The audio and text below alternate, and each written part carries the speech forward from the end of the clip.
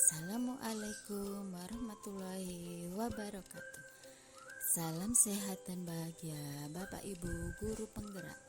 Perkenalkan, saya Silvi Saidatun Fitria, calon guru penggerak angkatan 7 SMA Sultan Agung, Rogo Jampi, Banyuwangi. Saya akan memaparkan kesimpulan dan refleksi pemikiran Ki Hajar Dewantara dari koneksi antar materi modul 1.1. Saya akan merefleksikan dari pertanyaan 1. Apa yang Anda percaya tentang murid dan pembelajaran di kelas sebelum Anda mempelajari modul 1.1? 2. Apa yang berubah dari pemikiran atau perilaku Anda setelah mempelajari modul ini? 3. Apa yang dapat segera Anda terapkan lebih baik agar kelas Anda mencerminkan pemikiran KHD? Apa yang Anda percaya tentang murid dan pembelajaran di kelas sebelum Anda mempelajari modul 1.1?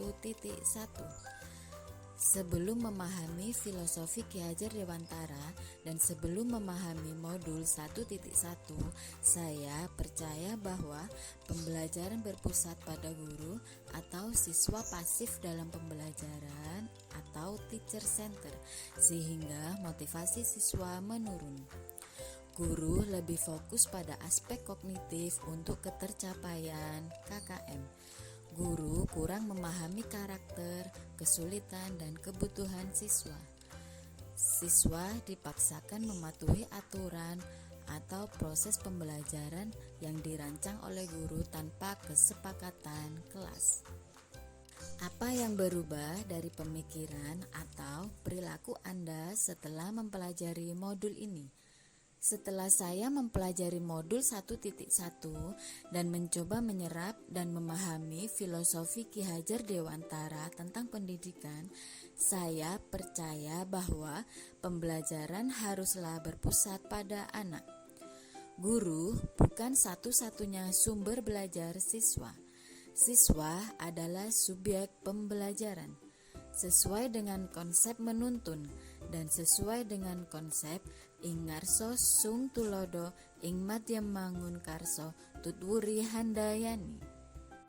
Yang kedua, setelah saya mempelajari modul 1 dan memahami filosofi Ki Hajar Dewantara tentang pendidikan, saya percaya bahwa pembelajaran haruslah memiliki keseimbangan dari segala aspek pembelajaran, dimulai dari spiritual, sosial, budaya, kognitif, afektif, hingga psikomotorik, sehingga sesuai dengan konsep kodrat alam dan kodrat zaman, di mana siswa memiliki cara belajar yang berbeda-beda sesuai dengan sosiokultural yang ada di daerahnya, dan pembelajaran haruslah mengikuti perkembangan zaman agar pembelajaran lebih interaktif, lebih bermakna, menyenangkan, nyaman, dan bisa mengekspresikan bakat dan minat anak.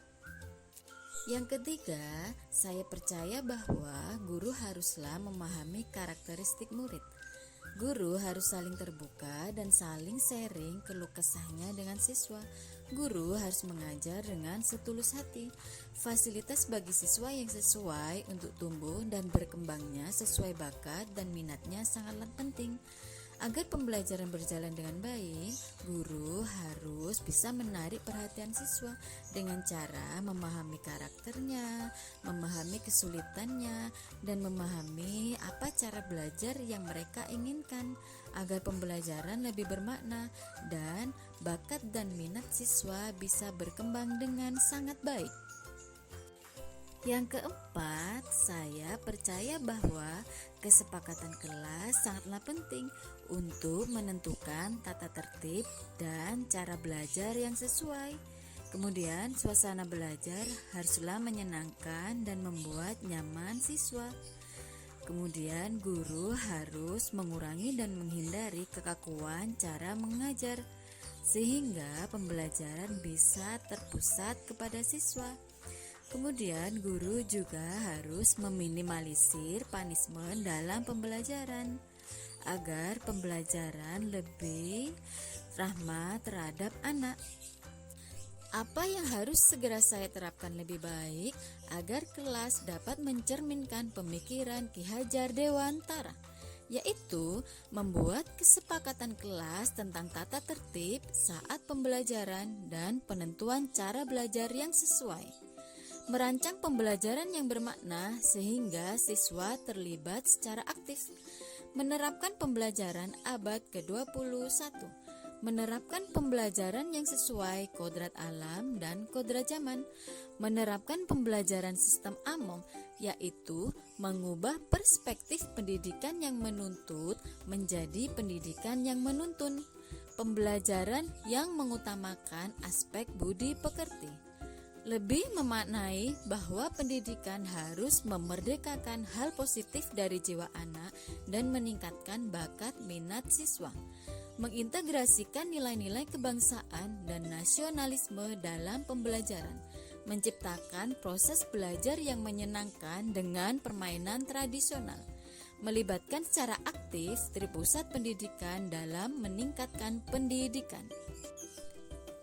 Kesimpulan dan akhir dari refleksi koneksi modul 1.1 yaitu pengajaran dan pendidikan haruslah yang berpusat dan berhamba pada anak agar segala hal positif yang sejak lahir ada pada diri anak meningkat dan hal negatif yang sejak lahir ada pada diri anak bisa dikendalikan sehingga anak bisa mencapai keselamatan, kesuksesan, dan kebahagiaan setinggi-tingginya sebagai manusia dan sebagai anggota masyarakat.